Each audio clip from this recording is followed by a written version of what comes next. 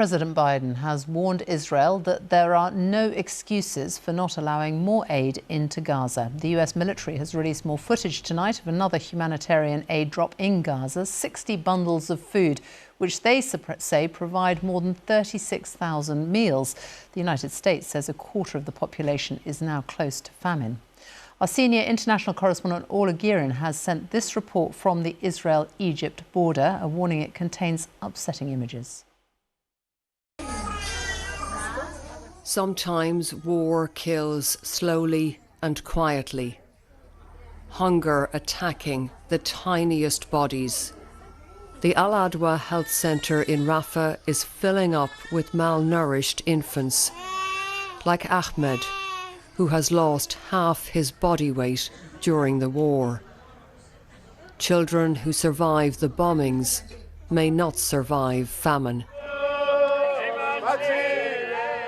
But here in Israel, some blocking a border crossing today. Family groups with their babes in arms, determined to stop aid that is desperately needed by families in Gaza. They pushed past border police, as they do twice a week. Among the protesters, Yael Sabriago, who had to hide from Hamas on October 7th and who has a loved one trapped in Gaza. This is my uncle Lior Rudayev, she says. He's been a hostage for 151 days. He's got a heart condition. He hasn't had any medication for 151 days. Why aren't the hostages getting humanitarian aid?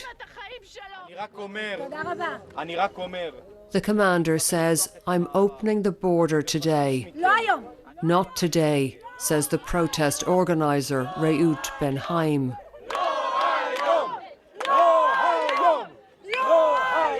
And for a few hours they halt the aid effort, limited as it is. This is turning into a confrontation now.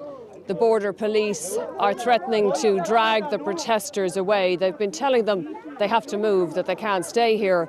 But the protesters are determined. They don't want a single aid truck to get through to Gaza. You are a mother with a young baby in your arms. Do you feel any concern for the plight of the mothers and children in Gaza? Because the UN is warning they could starve without more aid. They can get all the aid they want.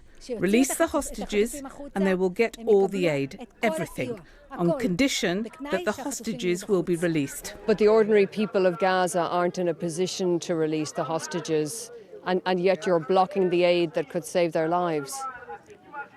I have real sympathy for the civilians in Gaza, but the ones who are hurting them is Hamas. Any truck that goes by will not reach civilians. Back in Rafah, aid did not reach 12-year-old Yazan Al-Kafarna, who had cerebral palsy and needed good nutrition.